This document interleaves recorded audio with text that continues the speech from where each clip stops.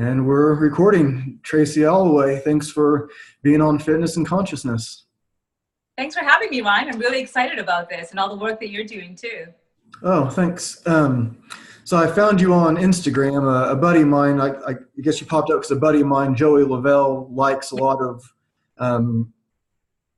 your post. And so I started looking more into you, and you're doing a lot of interesting things. So you teach like psychology, right? And you're primarily interested in memory. And yeah.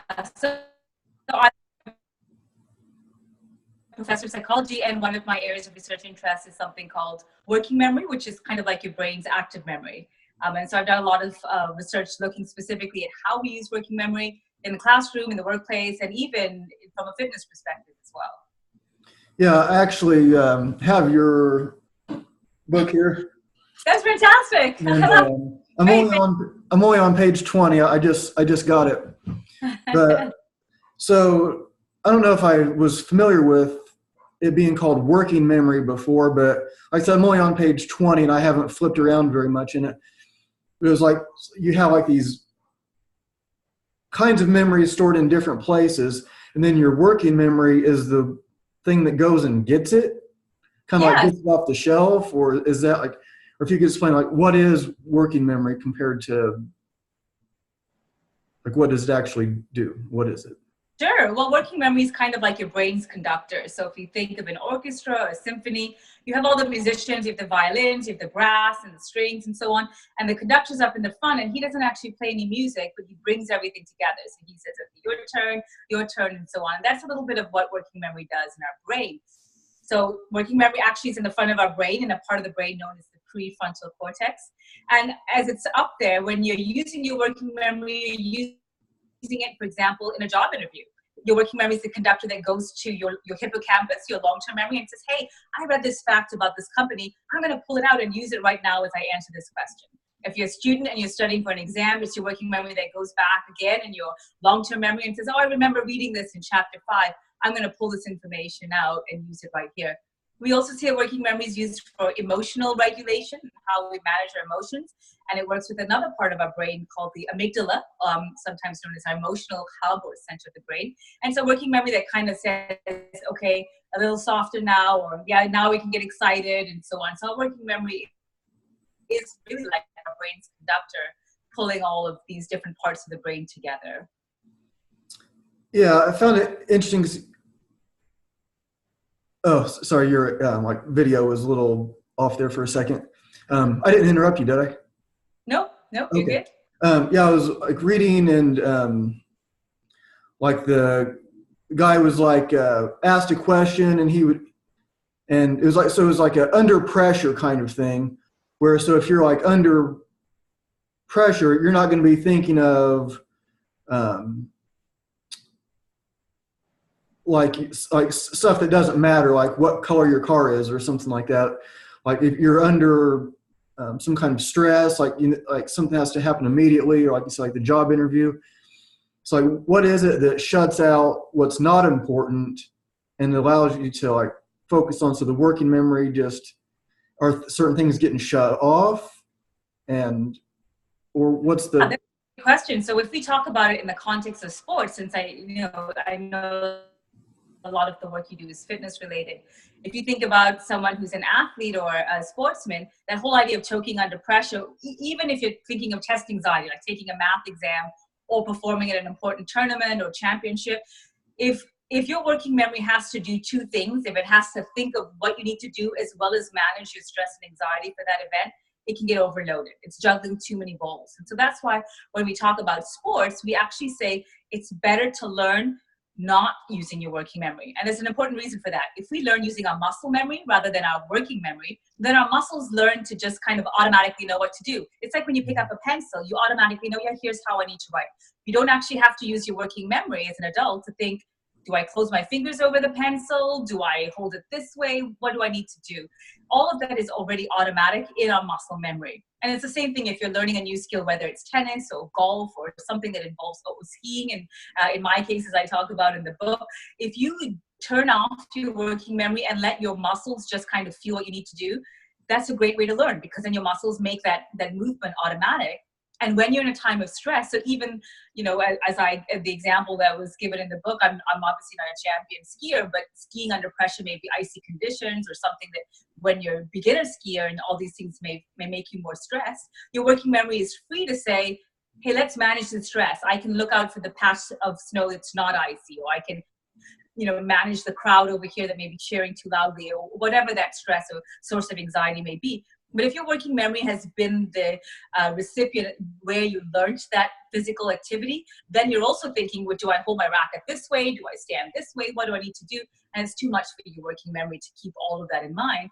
And that's why one of the great tips is when you're learning sports, and this is something substantiated by research in multiple studies, whether it's tennis, it's golf, or you know, other more soccer and so on. When you turn off your working memory when you're actually learning that sport, and let your muscles take charge and automatize all of those muscle movements, your working memory is free to help you manage that stress and anxiety.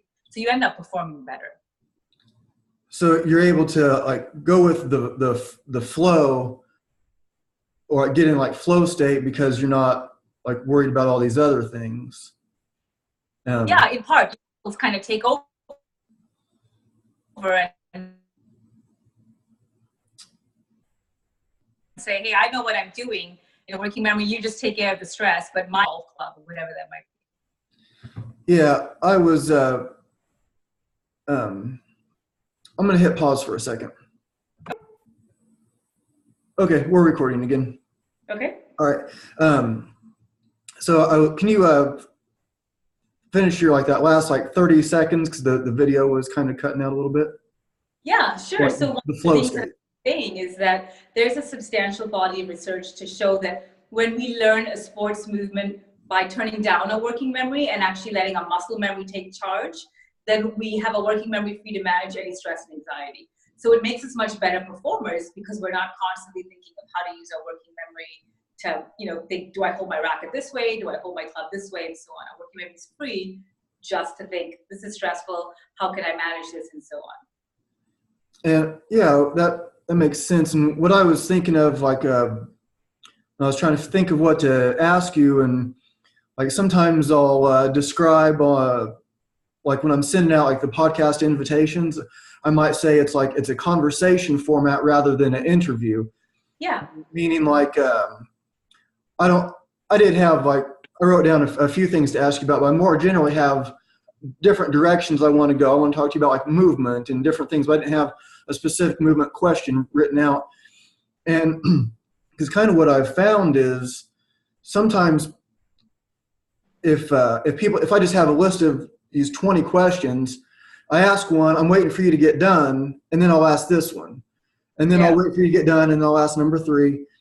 And I might miss what you're saying, where I could pick up on something that you're alluding to, but also I can be more in the moment and really listen to what you're saying, and then I can be like, oh, that actually reminds me of this story, and then I tell you a short story of what happened to me or a friend of mine or something, and then that reminds you of something else that you weren't planning on talking about, like, oh yeah, when I was a kid I used to do this or something like that. And then some people will all just kind of they answer a story instead of a question. They answer. So as I'm learning this craft of being a podcast host and how do I make this like really the best show possible, I'm seeing like that's really an interesting way, and people seem like pick up on it, and they'll say like the word organic, an organic nature of it, and that kind of thing. I was thinking of like the stream of consciousness. Yeah. So maybe like when you were like thinking of what you might want to talk about for this show or next one, you weren't thinking about like riding big wheels when you were a little kid or something like that. But maybe I sparked that, and then that just triggered this memory, and then now you can talk about riding big wheels if you did ride big wheels when you were a little kid. So like what causes that? So how are you able to, like, what's going on in the mind that allows you to you didn't like have to like sit down and like think out these different stories of riding big wheels when you were a kid, but just me saying that, it's like, oh, and then you're able to go on this 5-minute stream of consciousness about whatever subject it is. So is that the working memory thing, or is that something different, or what's going on when? It is something different. And when you were talking about it, really reminded me a lot of what happens in studies of creativity and jazz musicians. So jazz musicians are doing a lot of how you described. They don't really sit down with the structured, here's my piece, here's my composition, I'm going to go through these different bars to create this melody. They're kind of riffing, it's coming, it's, you know, they're just kind of working off each other, going back and forth, much like you described with this kind of storytelling type of format.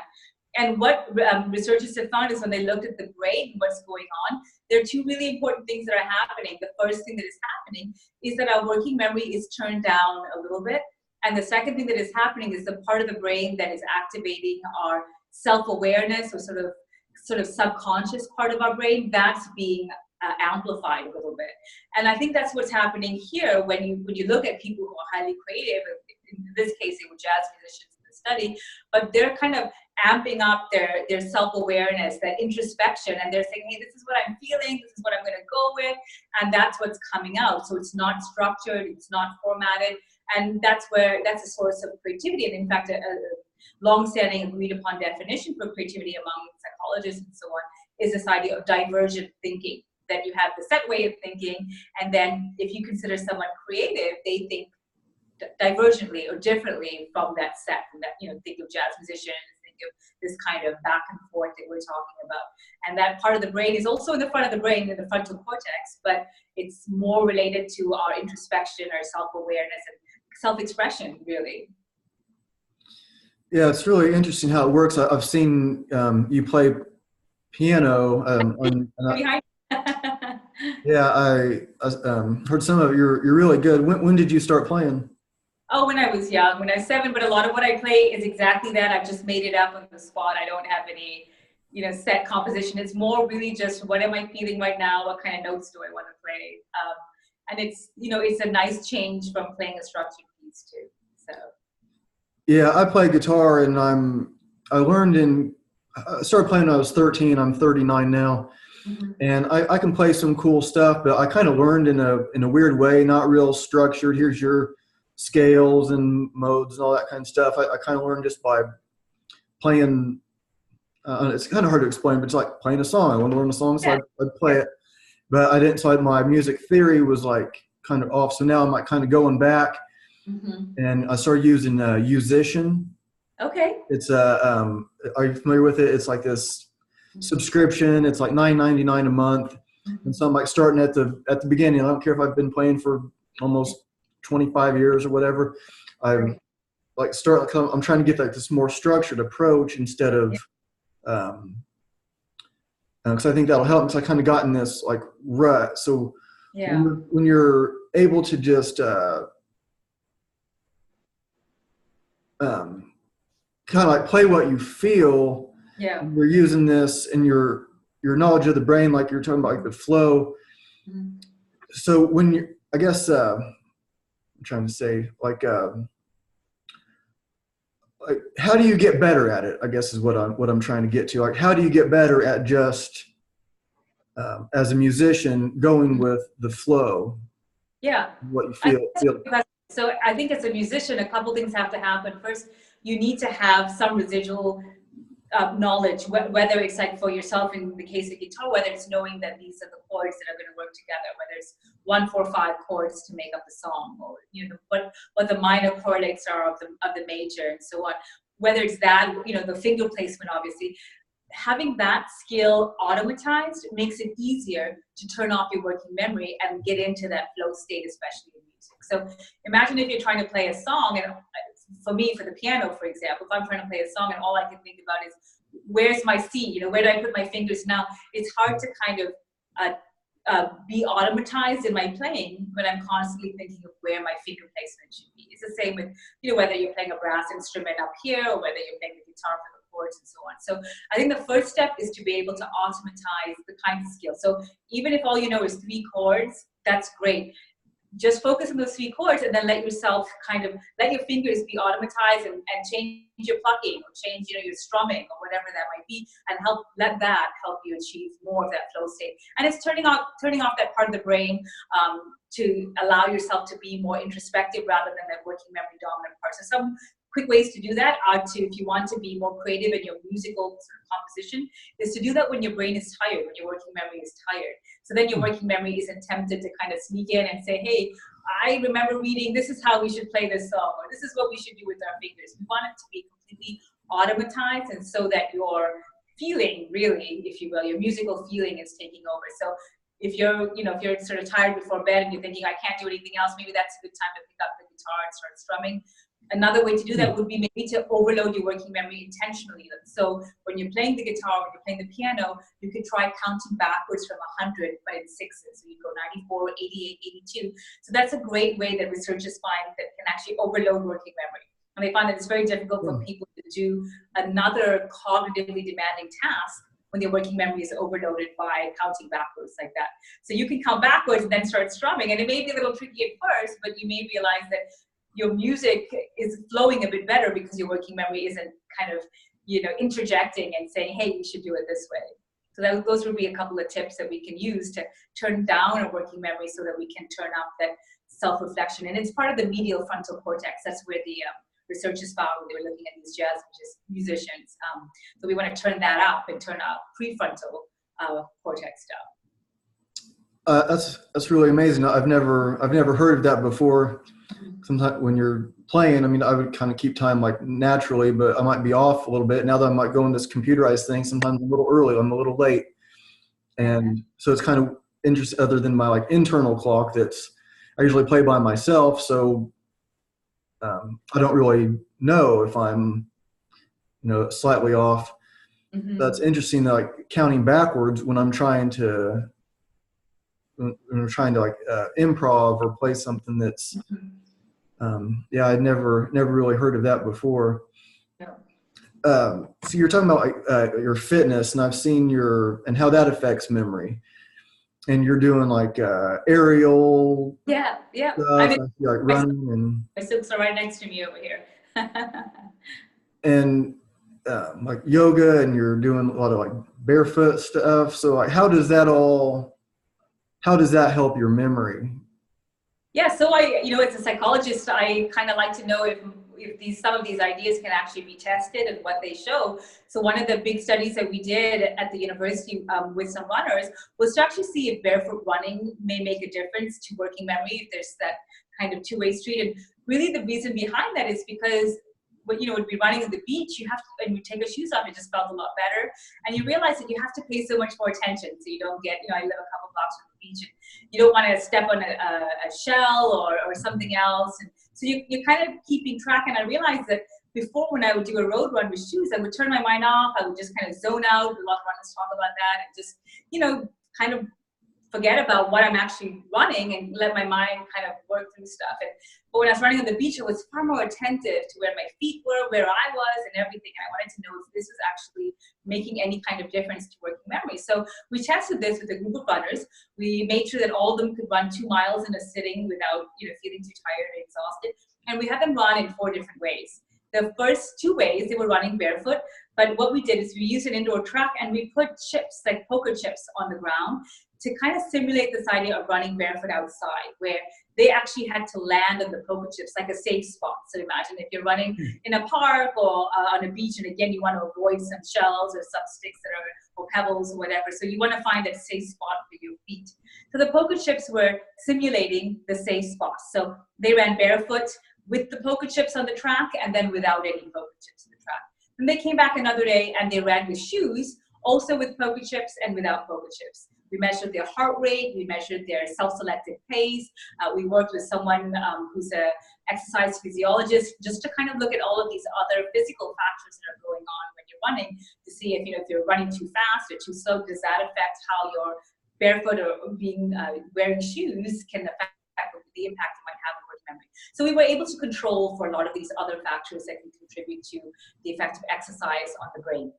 And here's what we found. We found three really interesting things. We found that the time, first of all, we found that it mattered whether you ran with shoes or without. We found that it was only when people were running, so it's the same people running with shoes and without shoes. And we found it was only when they ran without their shoes, when they ran barefoot, that their working memory improved by over 20%. So that was really interesting. So the same runners, even when they were running with shoes, didn't show any benefit to working memory. The second thing that we found was the time mattered, that they had to run at least around 16 minutes or so. So if they ran less than that, if they ran about 8 minutes, we didn't see any benefit to working memory. So, and this kind of goes to the idea that other researchers have demonstrated that when you run, you release more oxygen to the brain, especially your prefrontal cortex, which we were talking about. And so that allows your working memory to function more efficiently.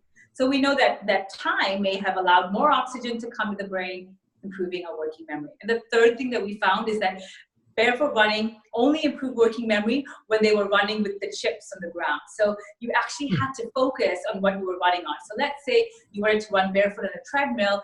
There's nothing really, that you have to worry about on a treadmill. Nothing's going to poke your feet or hurt you and so on. So you may tune out. And if you're not attending to where your feet are being placed, there's no opportunity for working memory to get that workout as well.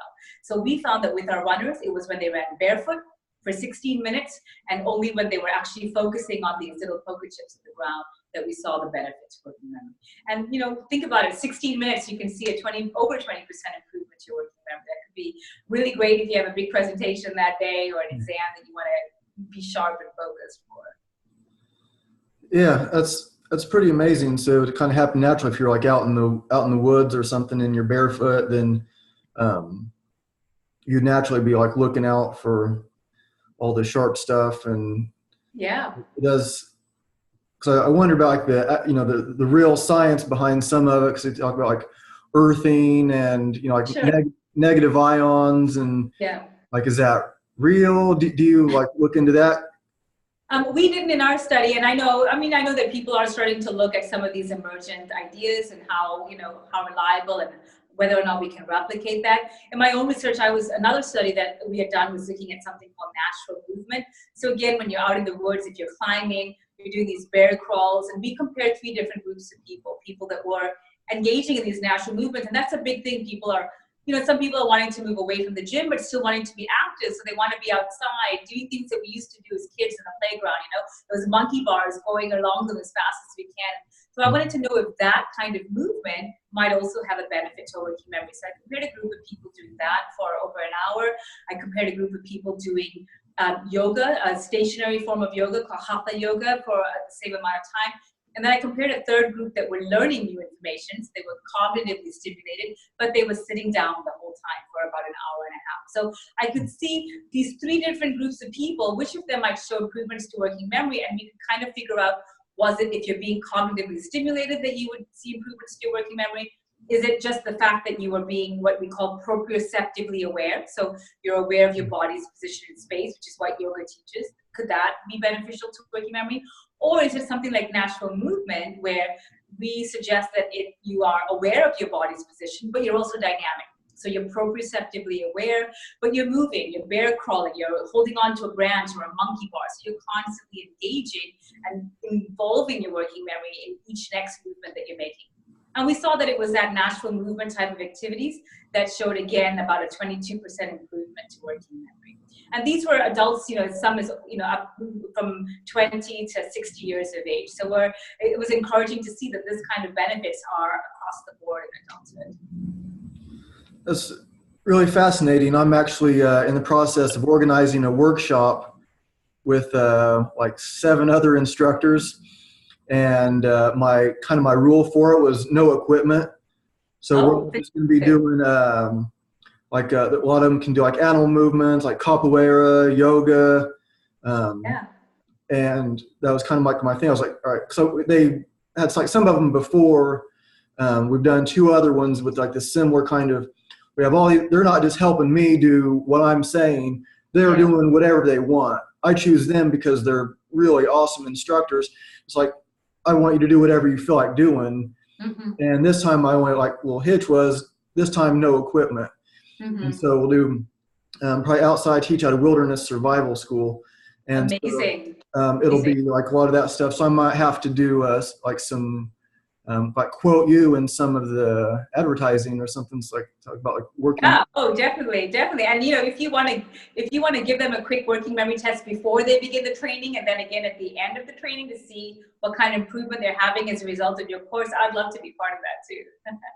Yeah, we'll have to. I'll talk to you more about that. I would love to figure that out. That would be really cool. It's the last weekend of September that we're doing it. That would be really fascinating how it's going to work. So it's going to be like meditation stuff. So I'm going to get into like Zen meditation, teach the microcosmic orbit if you're familiar with that, and so we're kind of getting into like some deeper stuff. But what you said a little bit ago about the proprioception. I saw that you were in Iceland doing like the virtual reality thing. Yes, yeah. You were talking about. Yeah, go ahead. Yeah, I was just going to ask you about that. Like you're talking about proprioception and working memory. And then so that's what kind of made me think of it. You're like these natural movements, and then you're in this. That was fascinating because with a colleague of mine, sorry, say it again. No, go ahead. Oh, yeah, that's really a fascinating piece of research I'm doing with a collaborator out in Iceland, where we're looking at the impact of virtual reality in dealing with trauma. So how people can actually work through their trauma using these proprioception aspects of virtual reality. And so we know that when people are working through phobias, there's a lot of research to show that if they're not able to work through their phobias by actually being in that situation, so let's say you have fear of heights and it's too overwhelming for them to actually be in that kind of height type of environment, then virtual reality is really effective in helping them manage that. So we wanted to kind of take that and look at that in the context of childhood trauma and how it might affect us as adults. And so we're replicating these different scenes and getting people to talk about it within the context of the virtual reality. So it's the early stages of the study where we're collecting data right now, but it's very exciting to know that that can have an impact too as well.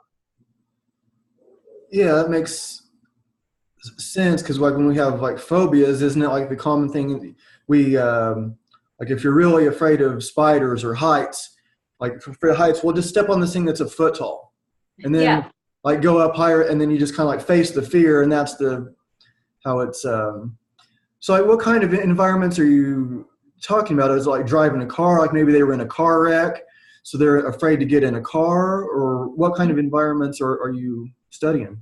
Yeah, so similar to that. So we're also, what they're doing is that they're actually able to take from the camera, taking photos of that kind of environment that the individual has experienced trauma in, and then implement that into the virtual environment. So it can actually be tailored to the individual. So for example, if they're saying like you mentioned, this is the car accident, this is the street that it happened in, they're able to go grab a screenshot of that street and create that virtual environment where they can now move back through that environment, so they don't have that anticipatory anxiety. So a lot of times with phobia, it's the anticipation that leads to the anxiety that, oh my gosh, I have to go on a hike, I can't, it's high. And it's actually that anticipation that leads to that anxiety. And so that virtual reality can help work through that anticipatory anxiety, obviously, before you actually get to the event, because you know that you're just standing in a room, there's actually nothing around you. You have someone talking you through it at all times too. So their programmers are working to capture the images of the individual's experiences and then implement that into the environment. Well, that's really amazing. So it's still in the experimental stages. They're not really putting it out for common clinical use yet? No, not yet. It's still just being investigated. We're still working on that. Yeah, it sounds like the theory is there though, right? Like the concept, or however I mean, I'm not a scientist, but it sounds like the concept is already kind of proven, but just not in that context. Is that? Yeah, it's just not widely delivered as much, and so we just want to continue replicating those findings. But clinicians do sometimes use that even with amputees, where they can create a virtual, if let's say they've lost an arm, they can create a virtual arm, and they can actually see themselves moving that missing limb. And people have reported experiencing tremendous release of stress, of anger even, and being able to sleep better just from a number of sessions of virtual reality, even from amputees. So there's a lot of research looking at virtual reality, not just from the cognitive or the clinical perspective, but even in the medical field, and how losing limbs can affect us psychologically. There's other researchers that are doing that kind of work too. So lots of fascinating stuff with virtual reality. Yeah, you're talking about anxiety, and I see a lot of like Facebook posts or like it seems like just anxiety is a major problem for people now, and like like if someone just has I don't know much about it really because to me it's like maybe I just don't get it. Like why can't you just like deal with whatever this thing is? Mm-hmm. But like for some people, it's just like really debilitating. Like they like those like say it's like if you're about to like tip back in your chair, if you're just leaning back in your chair, and then you feel like you're about to like really fall, and then like that second they say it's kind of like that, but they're just like stuck there.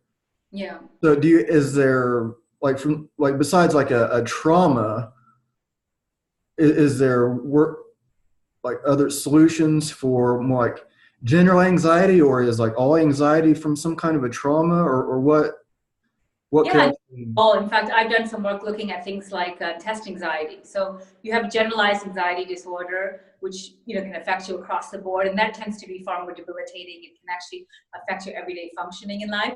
But then you have social anxiety, where some people are able to manage it, where they may feel nervous about giving a presentation, but still kind of manage some of the symptoms. And a lot of times that would be some physical symptoms like your heart is beating faster, your palms are sweaty, you're sweating more generally, your stomach, you have that kind of weird feeling in the pit of your stomach. So those are some of the physical symptoms associated with social anxiety, that being around people may cause you to feel those kinds of symptomology. And that's a lot easier to work with. And then obviously you have test anxiety, where you can have the similar physical symptoms that I've described, but related to a test, whether it's math or science or any kind of examination. And we see that with working memory. Your working memory is actually average in those types of instances, but what happens is that your anxiety means that you have less space, because that anxiety takes up so much of your space. So again, think of a performer. When you have to perform, you have so much stress to kind of manage, and your working memory has to focus on what do I need to play and what do I need to act out here, versus I have to manage all the stress as well. And so that can be overwhelming as well. So could we pause just for a second and let me grab some water? Is that okay, Ryan? Okay, we're back on. Okay. Did you want to were you finished with that thought then with the anxiety, or? Yeah.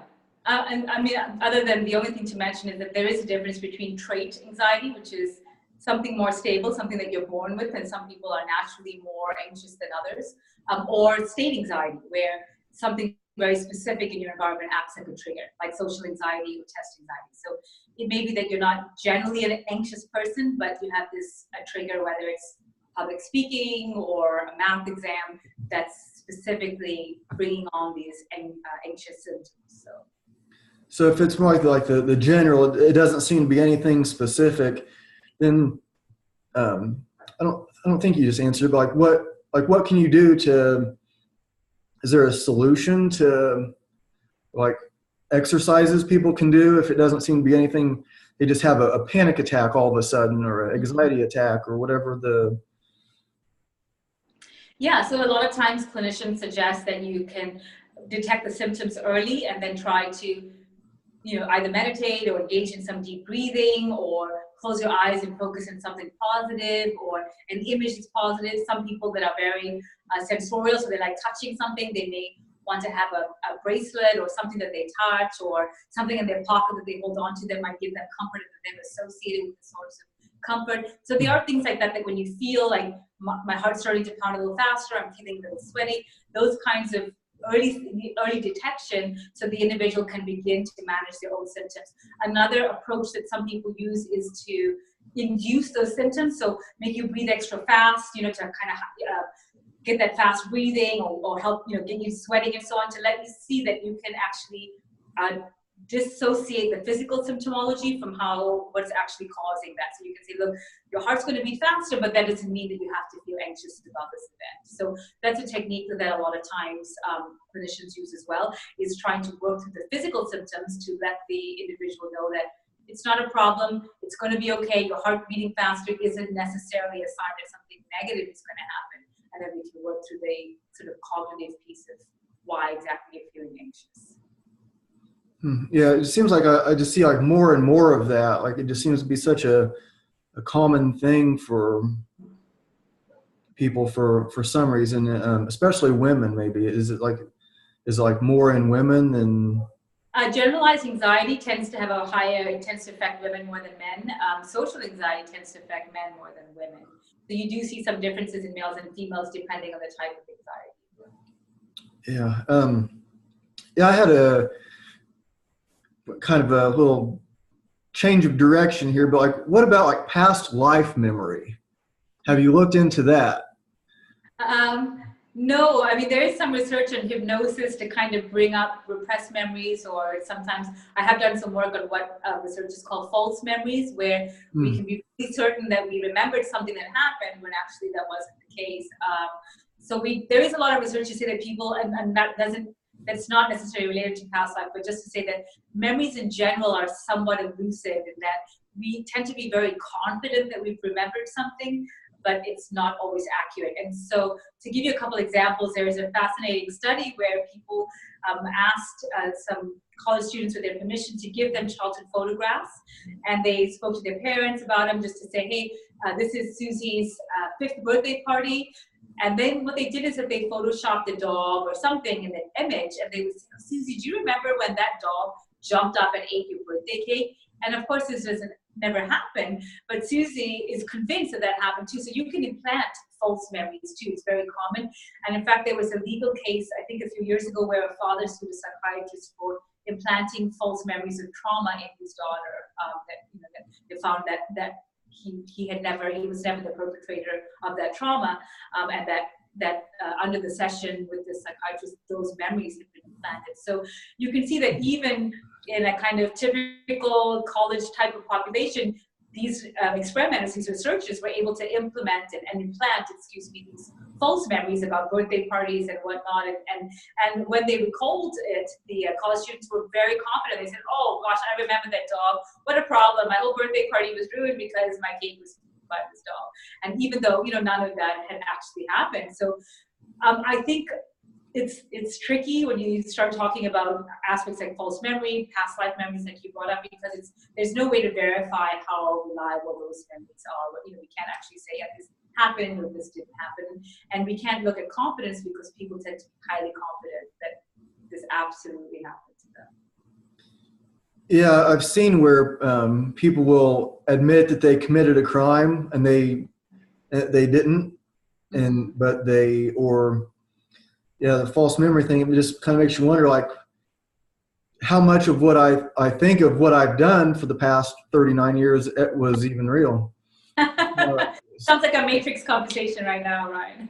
Yes, it's a weird sort of thing. Well, and I think in part it's because of how we store memories. So when we're young children and we're developing language, we have what's called a very literal encoding of memories. We kind of say, well, A happened, then B happened, then C happened, then D happened. And then we've constructed that event in our mind.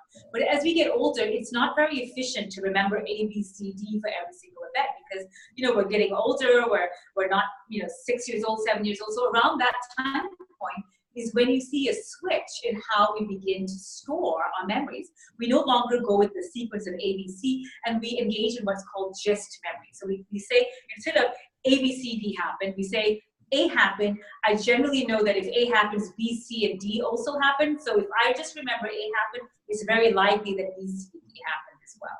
So to give you an example, you could say, when I was 5 years old, I ate ice cream. It was very hot. I went to the pool and I was sweating. So there's your A, B, C, and D. So as a young child, again, young meaning under 7 typically, you remember all of those 4 factors because you're still building up your knowledge of the world. You're not fully certain, your brain isn't fully encoded that those 4 things typically happen together. And as you get older, you see a pattern. You say, okay, when it's hot, it's great to have ice cream. And I do sweat. Sometimes I go to the pool as well, too, when it's hot. So you have these 4 events. And then as you get older, so maybe at 10 years old, you have a memory of eating ice cream. You just remember A. And you think, well, if I ate ice cream, yeah, I probably went to the pool that day, too. And it probably was very hot and I probably was sweating. So that our memory kind of shifts. The way in which we store our memories shifts from remembering all that specific detail to a gist-based memory. That the kind of overall idea of memory. And that's why it's easy for false memories to occur, because at 10, maybe I did eat ice cream, but maybe it was winter and it was this new ice cream store that opened in the mall and everyone was lining up to try it, but none of those other 3 events happened. But because the way our memory stores things is just as we get older, it's easy to implant and say, oh, that store probably opened in the summer because everyone eats ice cream in the summer. So you've got this schema, if you will, that makes more sense. You think, oh yeah, you're probably right. But yeah, it was a summer memory. So it's easy for that reason to implant these false memories. Yeah, and what about like when like a crime happens and all the witnesses, they give a different account of what happened. They're trying to be honest, but oh, I heard 4 gunshots. It was crazy. Somebody else, there was like 7 gunshots. Someone else, there was only 1 gunshot, but so all these different, like what's happening in that moment that has everybody so wrong about what actually happened. Yeah, and that's called selective attention. Well, 2 things, actually. The first is selective attention, that we tend to remember what we focused our attention on. So maybe, if you're a parent, you may be more focused on, were they children? Is it safe? So you may not be counting the gunshots. You may be looking for a place to hide. And so when someone asks you how many gunshots, it's not encoded. So clearly we feel you have to give an answer. So it's not that you're lying. You generally think, yeah, I think I generally heard 5 gunshots. But really, your attention was focused on where's the quickest exit that I can get out of here. Now, if it was, someone else that was just bought a new car and was wondering, hey, is my car going to be okay? Their selective attention is focused on which road can I take to get my car, me and my car out of here. So again, they may be focused on something else. So when it comes time to recall the event, they have only attended to one piece of that information. And the second reason why our memory for these kinds of criminal events aren't that clear is because, sorry, hang on a second. Can you still see me? Yeah. Yeah, sorry, my battery thing popped up. But the second reason that we sometimes don't remember criminal events or these kinds of events so clearly is because of emotion, something called flashbulb memories, where with a strong heightened emotion, we just, bam, that emotion kind of overtakes us. The amygdala, like I was talking about earlier, the emotional hub of the brain takes over, and our working memory isn't really on its game. Like, we're not ready to encode all the information because our emotional center is kind of at high alert, thinking, what's going on? And this is very common. Like, even when people report events that happen after an earthquake, they're convinced that earthquake happened, at 8 in the morning when they're in bed and their alarm had gone off, and all of a sudden they fell in bed with, when in fact there's actually reports to say that earthquake happened at 3 in the afternoon. There's no way they would have been in bed ready to start their workday. So, but because of the emotion, our flashbulb memories make that impression very vivid and very believable in our mind, but our emotion has taken over, so we're not actually encoding the facts as they really happen. Yeah, it's really, really bizarre how that all works, and what. So like memory has to do with, like, you're naming these different parts of the brain. So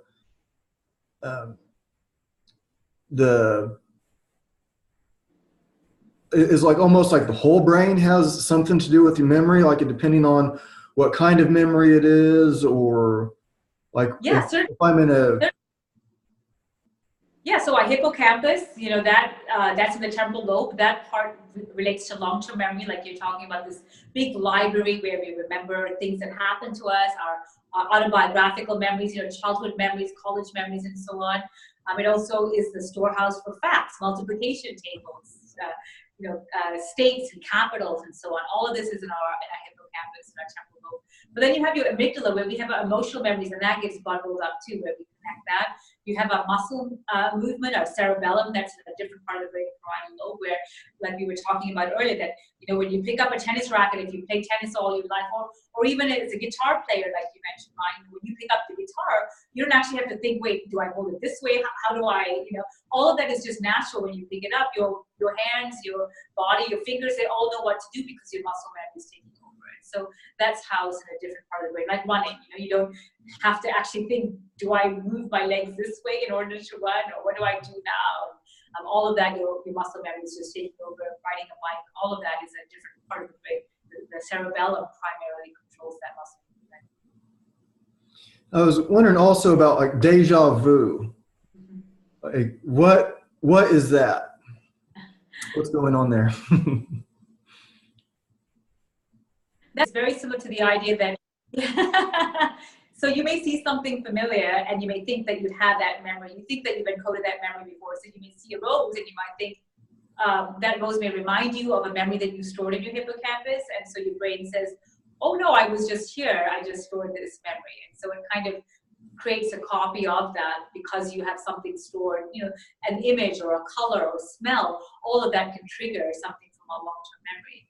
And your brain just thinks, oh, I've been there before because it's triggering something in your long-term memory that you remember, that you stored in there. So it's probably not that you were in that spot before that happened before. It just, are you saying like it gets stored in your long-term and short-term memory at the same time?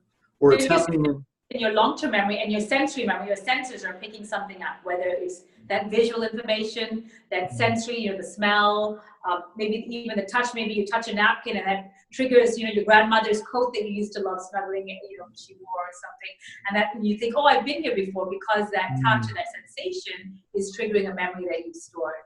It's not something that scientists know a lot about, but that's one explanation that's often given. But it's still a very you know, it's hard to understand. There's a lot about the brain that we don't fully understand. We're still learning. I mean, we were just talking about mental health just now. There's a new piece of research that just come out looking at ways in which we can, you know, that there may be different causes for depression. We were convinced that it was more, you know, your serotonin levels, and a lot of the medication focuses on that. But there's other suggestions that, you know, there may be other neurotransmitters that are also involved. Recently, too, they just found that there may be something to help reverse the signs of the cognitive deficits associated with dementia and Alzheimer's. So working memory is one of the things that we lose when we experience dementia or Alzheimer's. And just recently, they found that there may be ways to actually not only prevent that, but actually reverse that from happening. So we're still discovering lots of new things of how the brain is working. So deja vu is one of those still little understood mysteries of the brain. And so what are you, I know there's a bunch of exercises in your book, The Working Memory Advantage, but I haven't got to them yet. So like, what are some things that we can do? And is there, should I be doing something different? I'm 39. Should I be doing something different than somebody that's 60 or 20 or what can we do to make sure because the working memory is what lets us access these different parts. Like the memory is there, but we might not be able to like access it. Yeah, exactly. Yeah, that's a great way to put it, Ryan. And I think that's what's so exciting about these studies that we talk about in the book is that whatever your age, regardless of your age, it's not too late to keep strengthening your working memory and boosting your working memory. So we were talking about barefoot running. That is a great way to give yourself a quick boost. And I like to think of it on a continuum. So if you want to see immediate benefits to your working memory, here are some things you can do. Take off your shoes, go for a quick run for 16 minutes, and you will see an improvement to your working memory. Or another thing that you can do, again, you want to see an immediate effect to your working memory, do some natural movement, climb a tree, swing on some monkey bars at the playground, do some bear crawls around the park or something. Those are some great ways that our studies have shown that you can actually improve working memory. Another thing that I mentioned in the book that can immediately boost your working memory is if you like essential oils, there's studies to show that rosemary and peppermint both can actually improve working memory right away. And that's because it improves something called acetylcholine, which is known as a memory neuron, a memory neurotransmitter. And that inhaling with essential oils, even if you have in your diffuser or a little bit of a tissue in your pocket or so on, that can be really beneficial to improving your working memory right away. So those are 3 things you can do if you want to see immediate benefits to your working memory. If you are in class or in a boring meeting and you're trying to stay focused and you find your attention kind of, you know, drifting away and you want to keep your working memory on task, another study that I love by a colleague of mine is she showed that doodling, you know, just kind of drawing while you are doing a very boring task can help keep your working memory minimally focused on the task and make you more likely to remember. A tip that I give my students, my college students, that if you are trying to study for an exam, there's countless research to show that studying just before bedtime helps consolidate your memory. So you're able to remember information for much longer and much better. So if you have to memorize, some tough bits of information, maybe for presentation or for meeting or so on, try to do it just before bed, because you're more likely to let that sleep will help your brain consolidate and keep all that information inside. So there's just some quick tips if you want to see some immediate benefits. If you're more in it for the long term and you don't mind working up towards that, then there's a whole chapter on the kind of foods that research has found that can improve working memory. Things like blueberries, flavonoid-rich foods, essentially. So the richer the color in the food, the greener the vegetables, the bluer, the redder the fruits are, the more likely the flavonoid count is higher, which studies have shown have been linked into improving working memory. So dark chocolate, 70% cocoa solids, researchers have found that can improve working memory. Blueberries, that has rich in flavonoids, and that has also been found to improve working memory. But here you're looking to see benefits over a few weeks. So you have to do this for a few weeks before you can actually see improvements to your working memory. Yeah. Does that have, you were saying like just before bed, it like made me think of, I think it was like Thomas Edison or something like that. Like he would like hold like something in his hand, and like he would like, once he started to like fall asleep, he would drop it. That sound would like wake him up, and then he would try to like create. But Okay. is there something to that?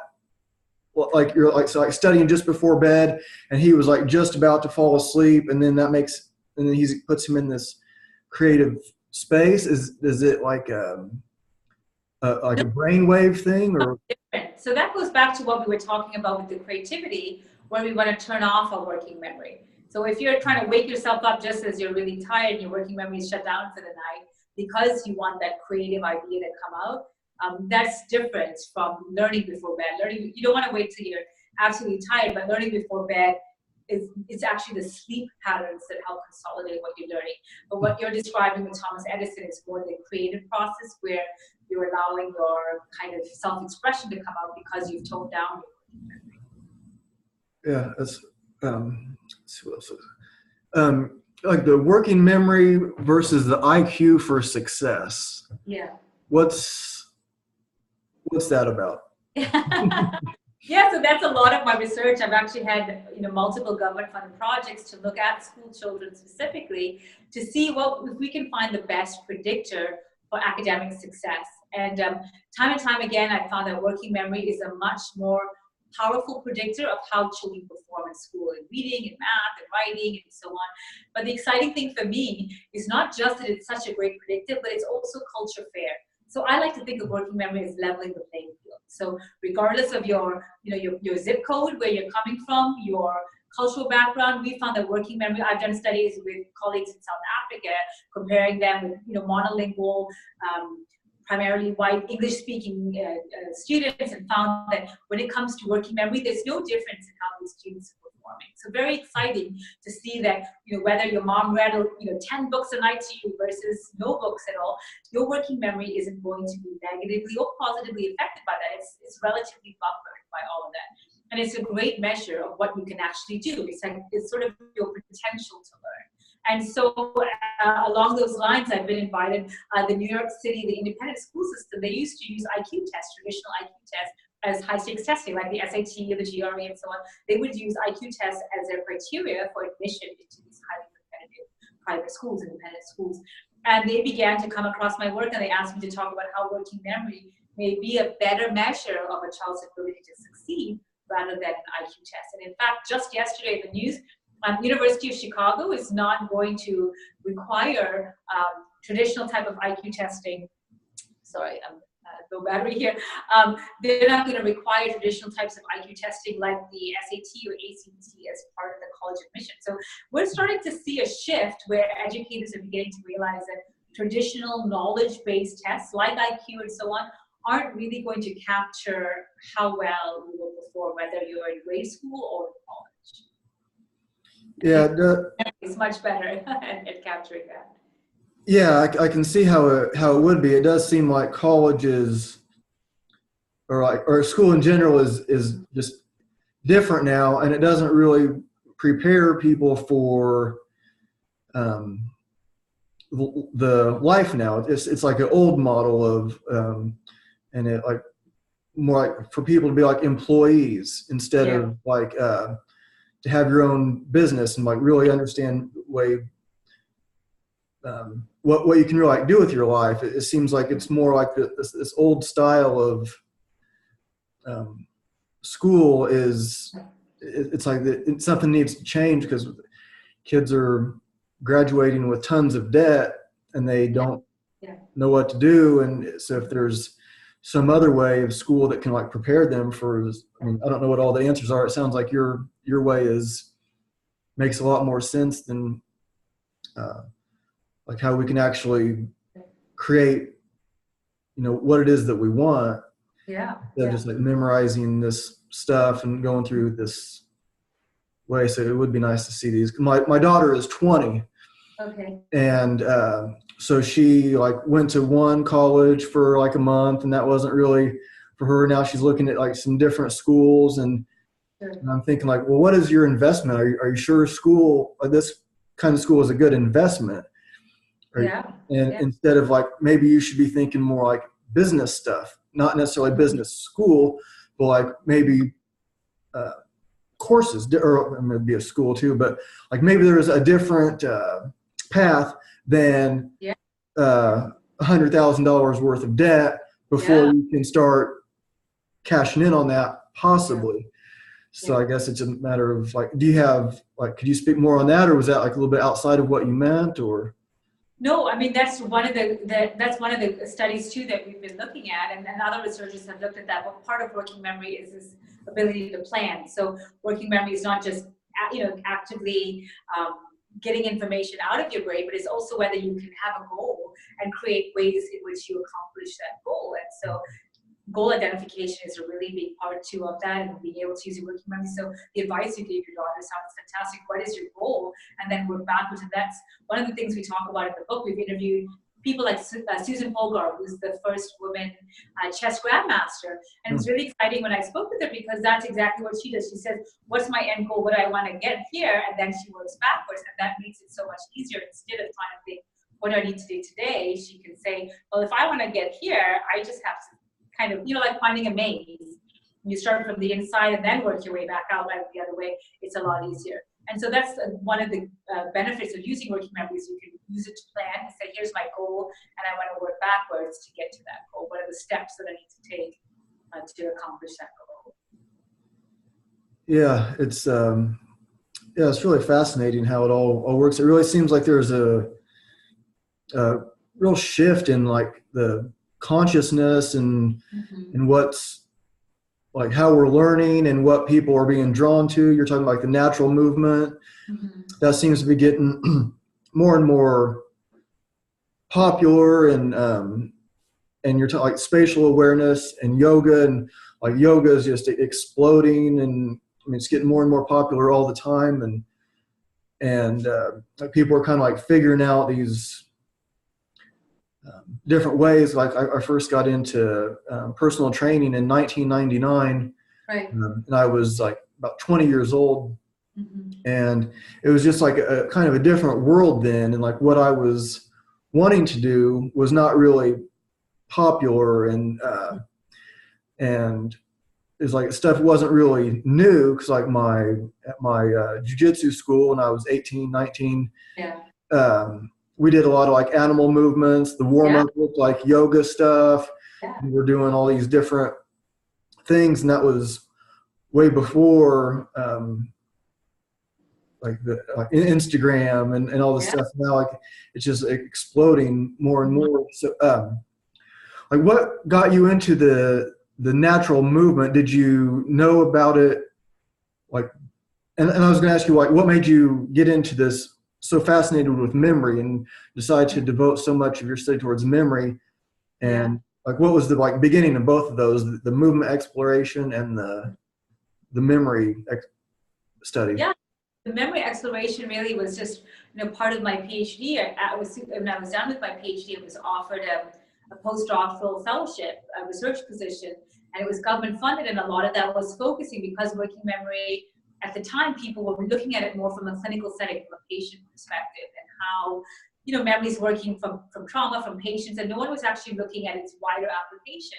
And so this was the first opportunity really to look at it first in an education setting. And the more I began talking about it, I would have people come up and tell me later, well, I have children with ADHD. How does working memory work there? Or I work with children with motor difficulties. How does that work there? And it kind of grew that the more I talked about it, the more people wanted to see how it applied to what they were interested in.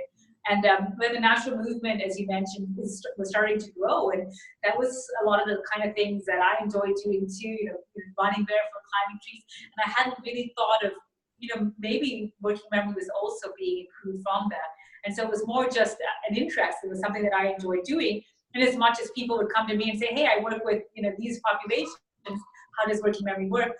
I thought, hey, what do I do in my life that I enjoy? I wonder how working memory is being affected too. And so that's kind of how it led to some of that pieces of research. Yeah, you mentioned ADHD. Mm-hmm. I think I did my charger, Ryan. Is that I don't know how much longer you thought we might do this for, or we could start to wrap it up if you want. If your phone's about to die, if you need to get going, we can. So I just didn't want it to cut off and you think that I ducked out on you. So. Oh no, yeah, I could just ask if you want to just like end with the ADHD, or I can hit pause for a second if you need to, but we can start to wrap it up. We've been going about an hour, so. Okay. If you could just so the ADHD is another one of those things that seems to be getting more common, and I wondered how, and it's being medicated a lot. There's a lot of medications that don't seem to be very healthy. And is there more natural solutions, like these solutions that you've been talking about this whole time? Could that be better than these medications that people are taking? Sure. I think one of the exciting things, I just published a book a couple months ago. It's a clinical book looking at working memory in these kinds of developmental disorders, and ADHD is one of them. And I had a fantastic colleague contribute to that, and he was talking about how, well, we know that in ADHD, your motor cortex, the part of the brain that controls your movement, is overactive. And that's why they feel like they're always moving, they're always fidgeting, they have to do something to kind of keep going. But what's happening is their prefrontal cortex, their working memory, is underactive. So you've got that, overactive motor cortex, underactive working memory, and sometimes people call that fast race car with no brakes. What he found is one of the great things that we can do, even in the classroom, no medication, nothing, is to allow them to move. Because a lot of times what teachers will say is, sit still, stop moving, stop fidgeting. And what that's doing is it's involving them to use their working memory to stop that kind of natural movement that they want to do, their body has to do. And as a result, they can't use their working memory to focus on the learning piece. And so he found when the children were allowed just to move around, some had those little, those big bouncing exercise balls, some had, pedals under their desk, whatever, something that allowed general movement, their working memory was so much better, and they actually performed better in the classroom. So that's a quick fix, and I know a lot of schools are actually starting to implement different things like standing desks. Some of them do have these big balls in the classroom to work with too, allowing the children to kind of work in a physical manner in which they are, which is better for how their brain actually works. So that's a great way to allow their working memory to be focused without having to worry about them controlling their movement all the time. Yeah, that would be really good. It's like too many prescriptions, I think. So I know your phone's about to die. I really appreciate you coming on, and open invitation to come on again. Thank you. I kind of pick your brain at it for ever. So how can people find out about what you're doing? Yeah, well, Ryan, it was just such an honor to spend my afternoon talking to you, and I really enjoyed it as well. It's a great conversation. If people would like to find out more about my work, it's tracyalloway.com. It's tracyalloway.com. All my books are on there.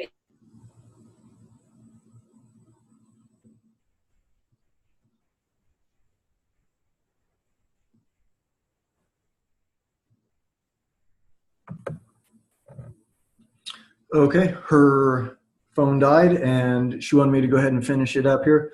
So you can check her out at tracyalloway.com. You can see the book here if it doesn't have too much of a glare. And she has several other books that she's written, and check her out on Instagram. And if you want to get a hold of me about the show for any reason, you can do so at fitnessandconsciousness@gmail.com.